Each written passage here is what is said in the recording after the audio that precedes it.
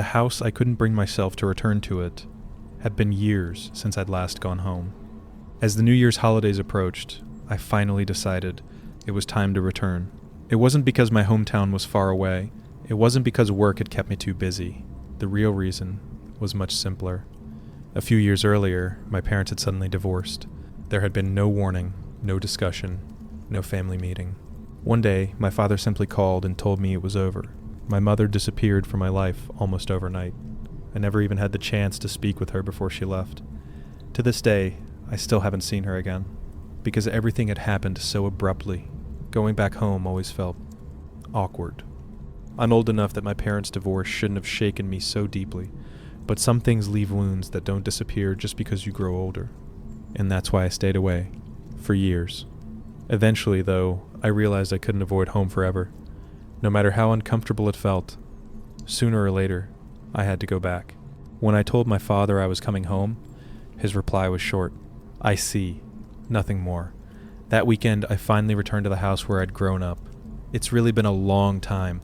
The moment I saw my father, I was shocked. He had aged far more than I expected. His hair had turned almost completely gray. He'd lost a frightening amount of weight. His face looked exhausted. For a moment, I couldn't help asking, "Are you okay?" He simply nodded. "I'm fine." That was all he said. Something in his expression made it clear he didn't want to talk about it, so I didn't press the issue. "How long are you planning to stay?" he asked. "I haven't really decided. Maybe 3 days." "I see," he nodded quietly. "Then I'll take those days off." A faint smile crossed his face. "Tonight, let's order some sushi." It was the first genuine smile I'd seen from him in years.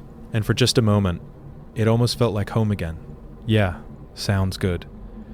After that brief conversation, I headed upstairs to what used to be my room. Nothing had changed. The room was spotless.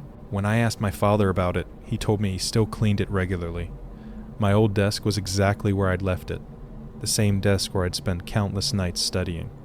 Beside it stood my bed, untouched, almost as if I had only moved out yesterday.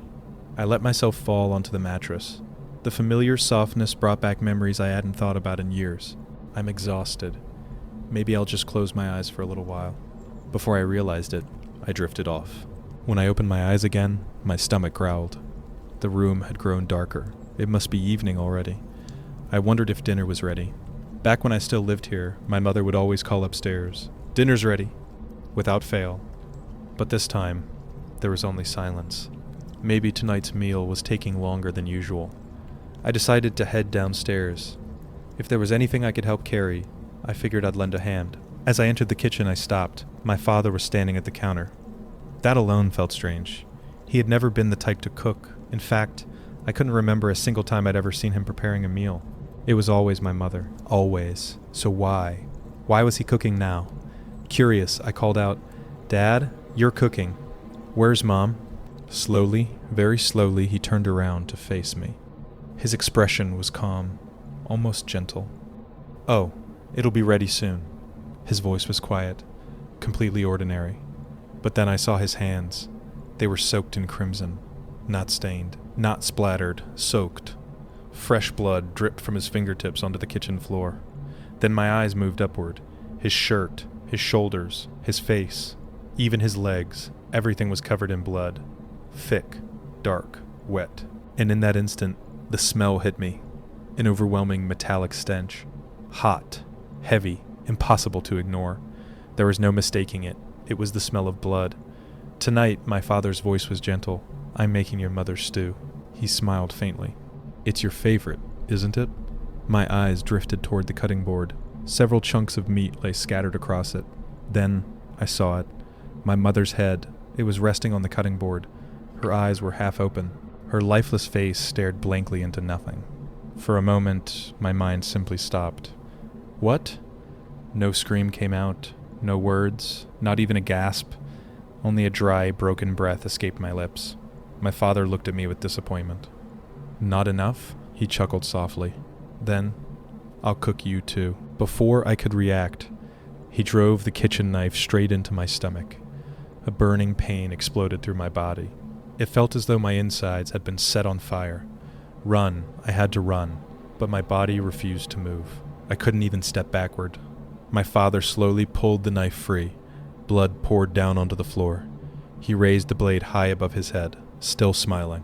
"I'll make sure you're delicious." The knife came crashing down toward me. I woke up. My entire body jerked upright. I was back in my old bedroom, the familiar ceiling, the familiar walls. My heart pounded violently against my chest. I must have fallen asleep. It had all been a dream, a nightmare, but something about it felt different. In the dream, I wasn't the person I am now. I had been a child, maybe 10 years old, a little boy eagerly waiting for his mother's dinner, waiting for her to call him downstairs. Then somehow, my father had been standing in the kitchen instead, and the moment I asked, "Where's Mom?" the nightmare began. A cold shiver crawled down my spine. It had been years since I'd had a nightmare that vivid. Actually, now that I thought about it, for the past several years, I hadn't dreamed at all, not once. And the first dream I'd had in years was this. I let out a tired sigh. What a way to spend New Year's. Still unsettled, I decided to get up and use the bathroom. The hallway outside was quiet. As soon as I stepped out of my room, someone was standing there. My father. I flinched so hard my heart nearly stopped. For a split second, the image from my dream flashed through my mind. His blood-soaked hands, the knife, the smile. Then reality returned. He looked perfectly normal, wearing ordinary clothes. No blood, no knife, just my father. He looked at me with a puzzled expression.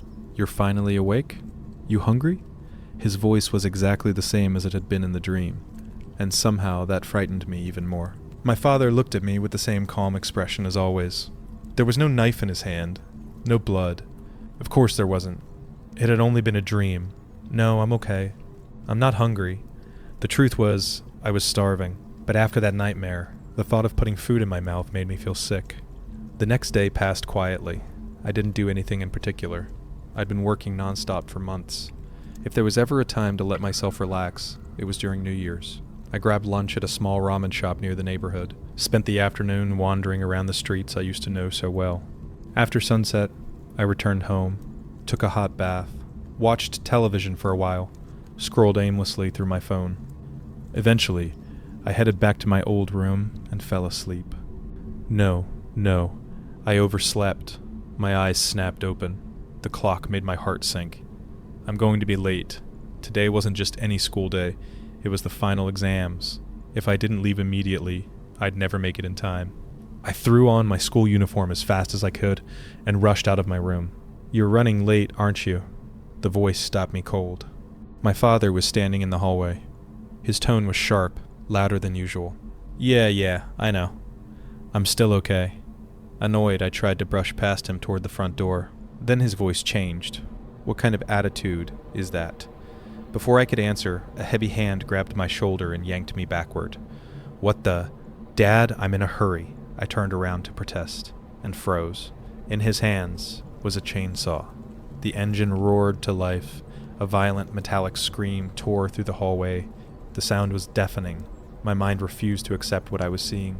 It couldn't be real. It made no sense. My father slowly lifted the chainsaw. His face showed no anger, no madness, only a cold, empty expression. Then he whispered, "You deserve to die." The spinning chain lunged toward me. Its steel teeth tore through the air. Then, into my body. Agonizing pain exploded through my chest. The world instantly turned crimson. Blood sprayed across the walls, across the floor, across my father's face, and everything disappeared into red. I woke with a violent gasp. I was back in my bed. My entire body was drenched in sweat. Again, another nightmare. Another dream where my own father killed me. What was happening? For years, I hadn't dreamed at all, not once. Yet the moment I returned to my childhood home, I'd had 2 nightmares in a row, both so vivid they felt real, both ending the same way, with my father murdering me, and each time I woke up, it felt as though all the strength had been drained from my body. The exhaustion wasn't just mental, it was physical, as if I had actually lived through those deaths. What is this? Am I cursed? No, that couldn't be it. This was my home, the house where I was born, the place where I'd spent nearly my entire childhood. If something here had been cursed, wouldn't I have noticed years ago? Unless something had changed. Something that happened while I was gone. Without warning, My parents' divorce came to mind. It had never made sense. One day my father simply called and said, "We're getting divorced." That was it. No explanation, no warning, no chance to speak to my mother. She vanished from my life almost overnight. I called her cell phone countless times. She never answered. Not once. The more I thought about it, the stranger it seemed. Something about it had always felt wrong. What if something had happened here, in this house, while I was away? Should I ask my father directly? The thought crossed my mind, but I immediately shook my head. Even if there was some hidden truth, would he really tell me? And besides, just because I'd had 2 nightmares about him killing me, that didn't mean he'd actually done anything. Did it? Still, the question refused to leave my mind. It lingered there, growing heavier with every passing minute. For the first time since returning home, I found myself wondering if I truly knew the man sleeping under the same roof as me, or if I had ever known him at all. Maybe I was overthinking it.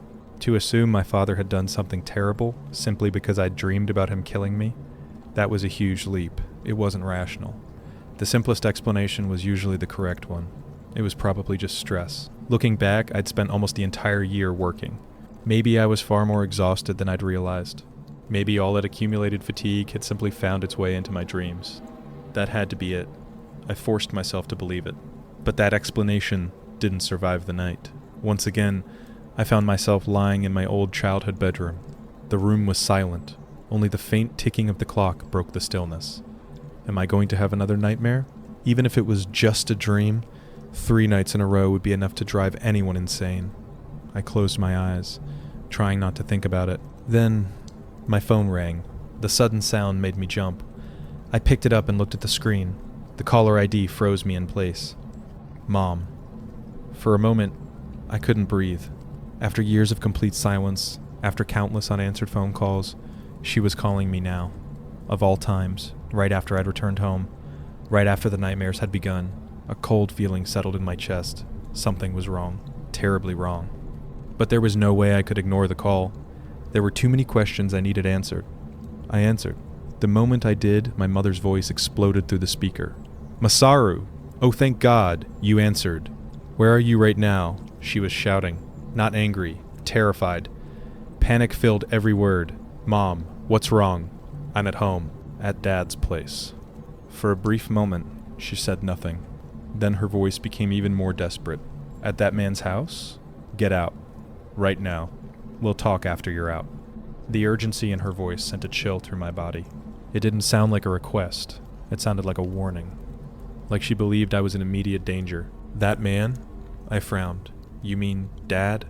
"Mom, what are you talking about? Why do I have to leave?" As the words left my mouth, I realized my hand had started trembling, because deep down, a part of me already knew. I wasn't asking because I didn't understand. I was asking because I was afraid of what she was about to say next. "Dad? What are you talking about? What happened to him?" The words spilled out before I could stop them.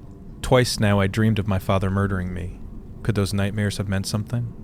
Was there really something wrong with him? "Just listen to me," my mother's voice cracked. "He's not the man he used to be. You have to get out of that house. If you don't leave now, you're going to die."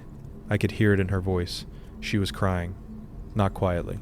Not holding back. She sounded absolutely terrified. "Dad's dangerous? What are you talking about?" "Mom, calm down. Please, I was trying to make sense of everything. Trying to calm her down, trying to convince myself this was all some terrible misunderstanding. Then, bang, the bedroom door exploded open. The sound echoed through the house like a gunshot. Standing in the doorway was my father. But it wasn't the man I knew. His chest heaved violently as he struggled to breathe. "𝗥𝗲𝗁𝗁." A grotesque laugh escaped his throat. Thick strands of saliva hung from the corners of his mouth. His eyes had rolled completely white. No pupils, no focus, nothing human remained in them. He looked, possessed. Then I noticed his hands. In one hand he held a kitchen knife. The blade gleamed beneath the bedroom light. Fresh blood dripped from its edge. In the other hand he was holding a human head. My heart stopped. It was my mother. Her severed head. Blood matted her hair. Her face was pale, but her eyes, they were still moving. She looked directly at me. Then, with the last strength she had left, she screamed. "Run!" My body tried to move. I wanted to run, to scream, to do anything, but I couldn't. Every muscle in my body refused to obey. It was as if fear itself had frozen me in place. My father slowly raised the knife, his lips stretched into an impossible smile. Die. He stepped closer. One slow step, then another. The knife pressed against my throat. Cold steel touched my skin. Then, everything went black. I shot upright in bed. My lungs burned as I gasped for air. Every inch of my body was soaked with sweat. The sheets clung to my skin. It felt as though every drop of water had been drained from my body. I couldn't stop shaking. 3 nights, 3 nightmares. Each one more vivid than the last, and each one felt less like a dream and more like a warning.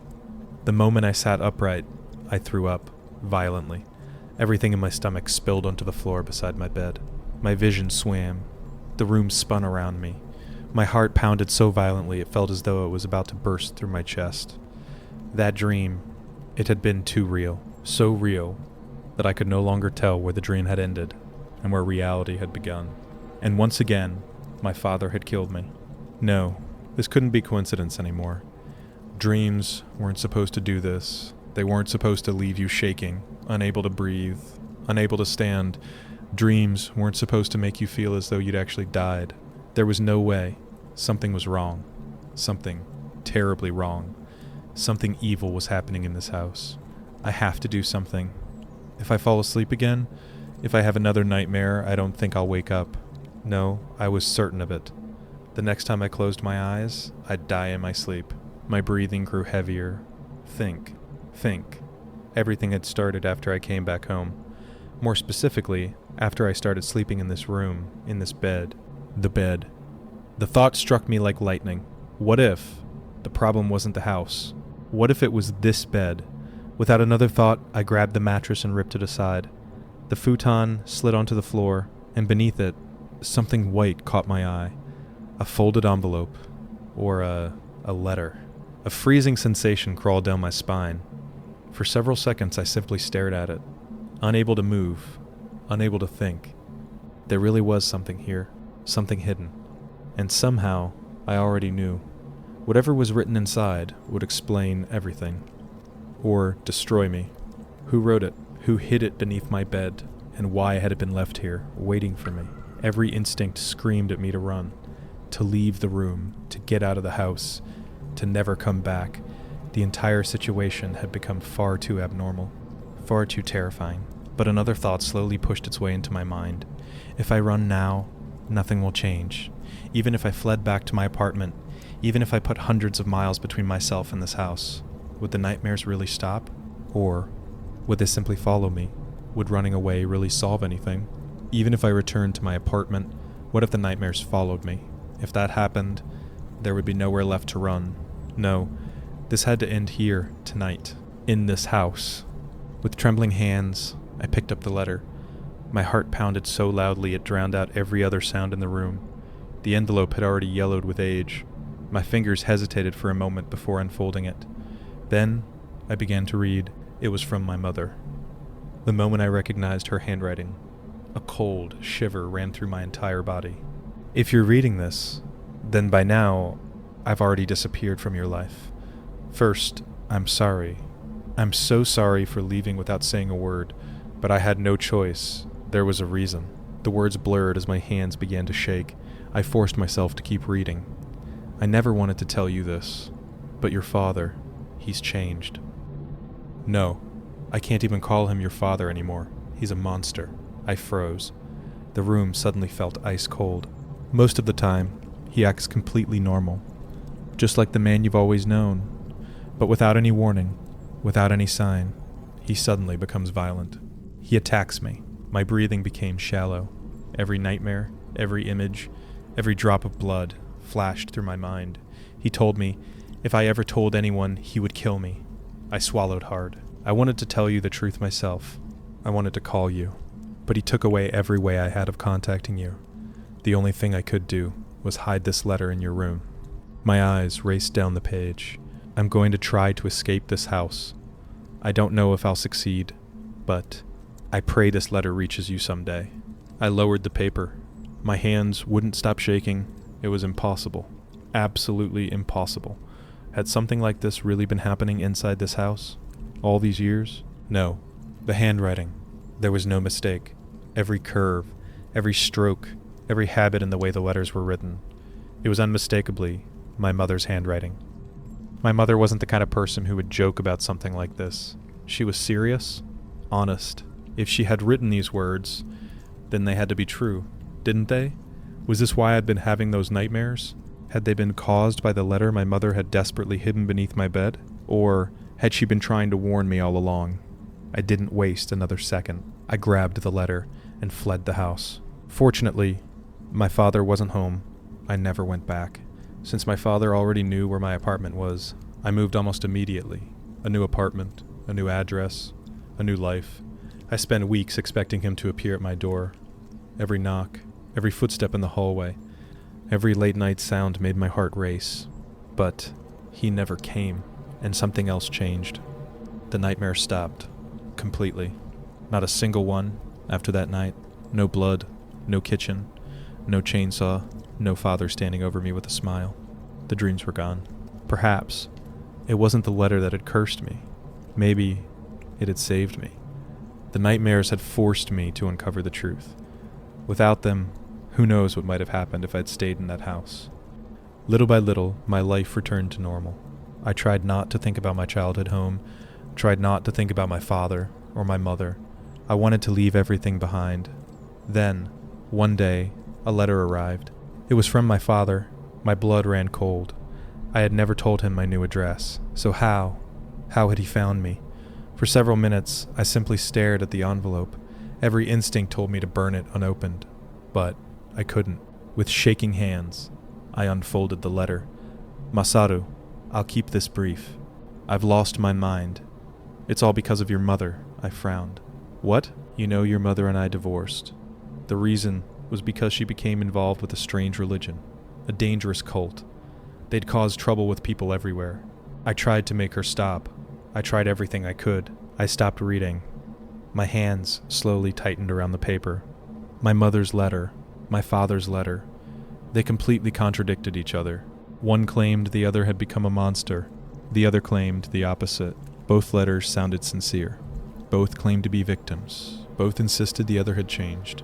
And suddenly, the nightmares no longer felt like memories, they felt like clues. But clues to whose truth? Nothing I did could make her stop. Eventually, I managed to force her out of the house. But after that, the nightmares began. Every night, your mother, no, that woman appears in my dreams. And every single time, she kills me. I felt my hands grow cold. The words were almost identical to my own experience. These aren't ordinary dreams. Ever since they started, my health has steadily deteriorated. Lately, I've even started coughing up blood. I remembered my father, his gray hair, his hollow face, the weight he'd lost, the exhaustion in his eyes. At the time, I had assumed it was simply age. Now, I wasn't so sure. The letter continued. Masaru, never return to that house. And if that woman ever tries to contact you, don't meet her, no matter what she says. She isn't the mother you remember anymore. I lowered the letter. My mind was spinning. Neither letter sounded fake, neither felt like a lie.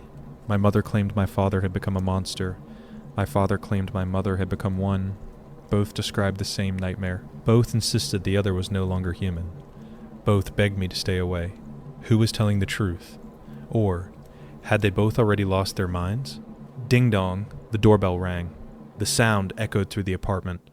I froze. No one knew my new address. Not my father, not my mother, no one. The bell rang again. Then, a voice came from the other side of the door. Soft, weak, almost familiar. Masaru, it's your mother. I've come to see you. But something was wrong. Terribly wrong. The voice, it wasn't my mother's. It was old, dry, raspy, like someone whose throat had been torn apart, or someone who hadn't spoken in years. I stood frozen, unable to move, unable to breathe. The doorbell rang once more, and then silence. Whether I opened that door, or who was truly standing behind it, I'll never tell you, because even now, I still don't know which one of my parents was the real monster. If this story gave you chills, leave a like and subscribe for more true horror stories. Until next time, don't answer every knock at your door.